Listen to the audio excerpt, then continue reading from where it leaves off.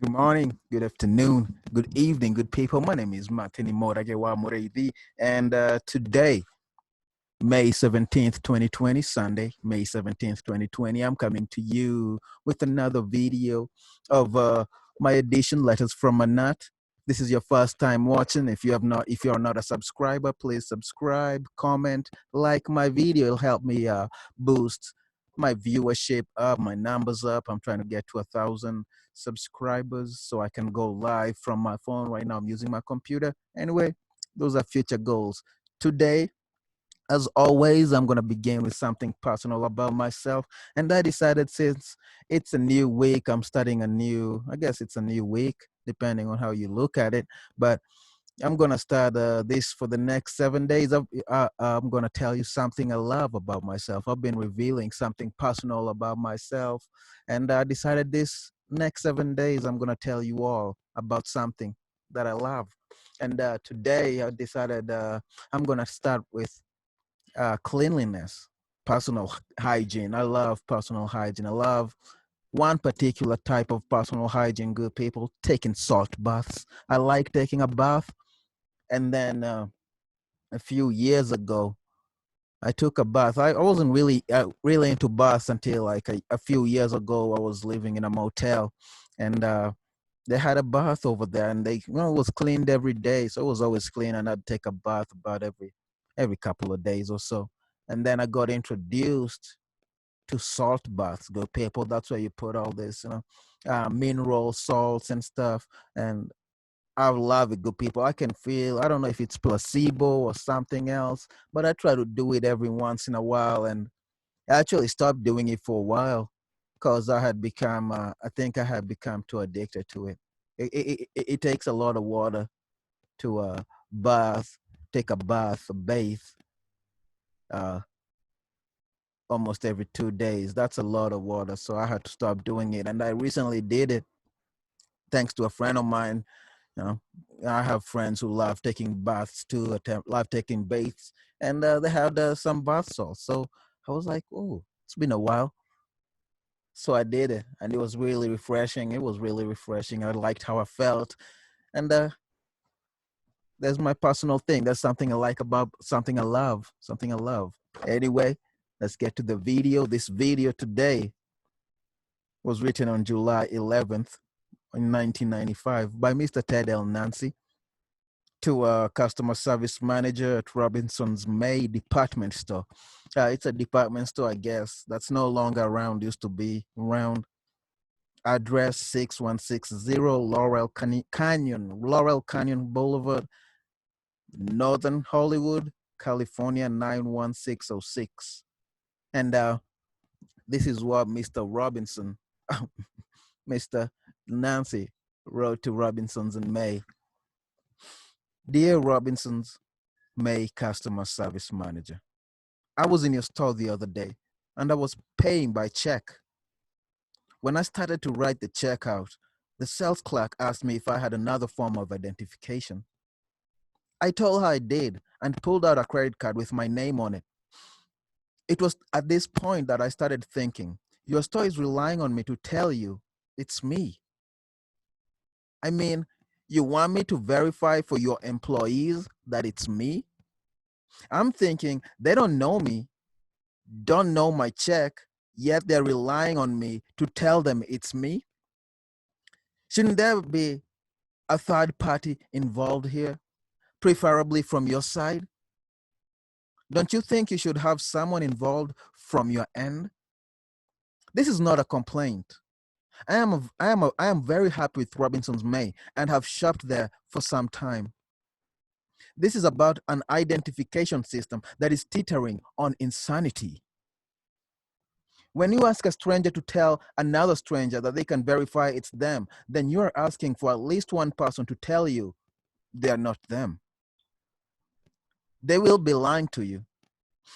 I think a better system would be this.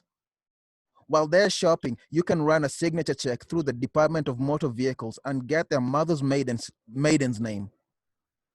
Then, when it's purchase time, verification is complete. What do you think of this idea? Thank you for your time.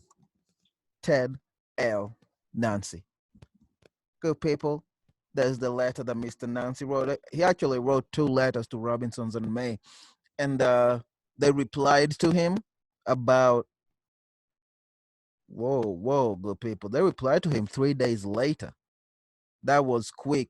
But anyway, I always say that a letter has to include something personal, and this letter struck me a lot because I started out saying, yeah, Robinson's Mayor had looked them up, and I saw they're no longer around, and it reminded me of the times we're in right now. There's a lot of businesses going through declaring bankruptcy, especially retail. I've been telling my friends retail is dying. Everybody shops online now, especially in the West, especially in America. Everything is ordered on Amazon, eBay. Rarely do people go out, you know. Soon, even clothing store. I saw there was a clothing store recently that declared bankruptcy.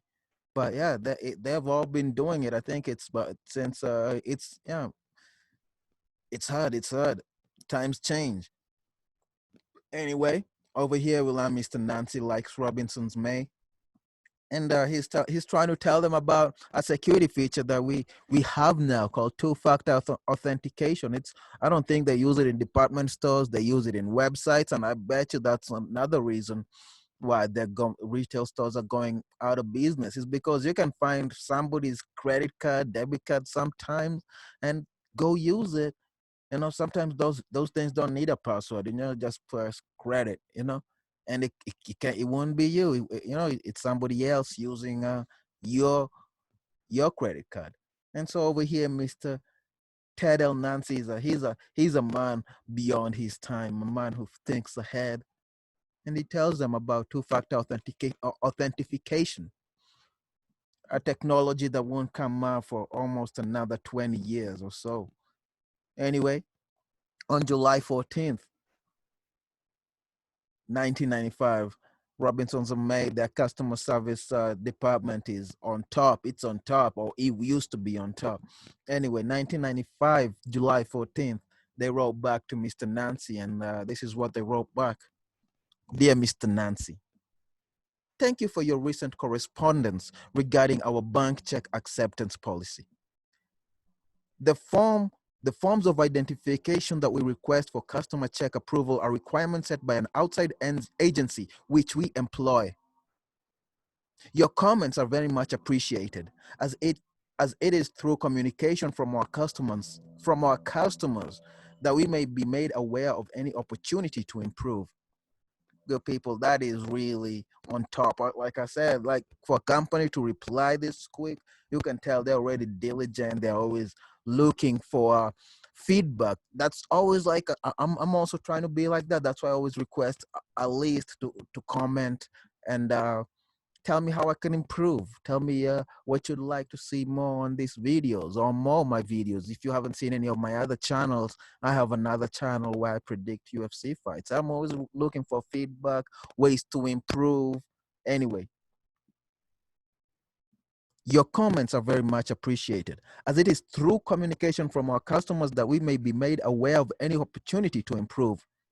We will forward your opinion of our bank to check policy to our senior management staff for their review. Again, thank you for writing and thank you for shopping at Robinson's May. Sincerely, Robinson's May, Christine Ness, Manager, Customer Service. That's the reply Mr. Nancy got. Quick, diligent, good people, good, like they're diligent. And on about a month later, August.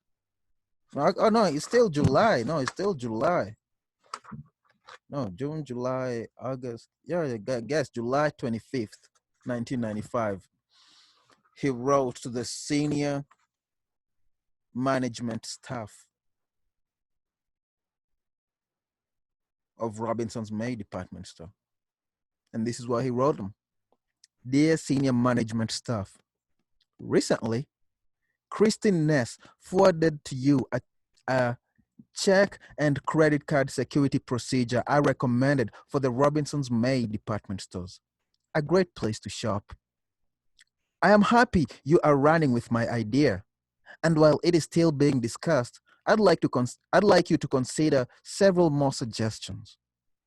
First, upon entering the store and at locations around the store, a person planning a purchase with a credit card or check would leave their signature and fingerprint on a laser pad.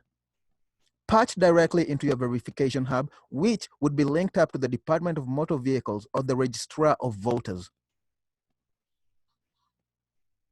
By the time they've reached the checkout counter, you've already had them verified and confirmed. Also, you could also offer discounts to Robinson's May credit card holders who agree to follow the security measures. When applying for credit in front of an authorized employee, a customer would be required to remove a clump of their hair. That's hair imprint and personal DNA code would be the hair's imprint and personal DNA code would be stored in Robinson's May security system. When the customer is ready to make a purchase, he lays his head on a protein imprint analysis scanner, approving or declining the purchase based on his remaining credit or checking account balance. The cost savings on the reduction of forgery, fraud, etc. will more than offset the cost of the system. Trust me, the technology is there, and I know where it is. I look forward to your reply. I always shop at Robinson's May. You have the fewest pins in your shirts. Sincerely, Ted L. Nancy. That's the letter Mr. Nancy wrote to a father offer solutions. He just, like that's one of the things I've noticed about Mr. Nancy, and it's one of the things all these life gurus, life coaches, I don't know who you listen to, but the ones I listen to, they always say that you should be solutions oriented. And we can see Mr. Nancy is solutions oriented. In all his letters, there's usually a problem and he's offering a solution. And this one wasn't no different, good people. He came out with technology that we even still don't have. And I think biometric security is like you can probably find it on some big government agencies, private corporation buildings, probably go to DAPA or some where there's high level security. They probably have some of this stuff right now. And he says that he knows where this technology is. He knows where it is. He knows it's there. Anyway, good people, thank you for watching. Please subscribe if you haven't subscribed. Tune in tomorrow for another video. Adios. Adios.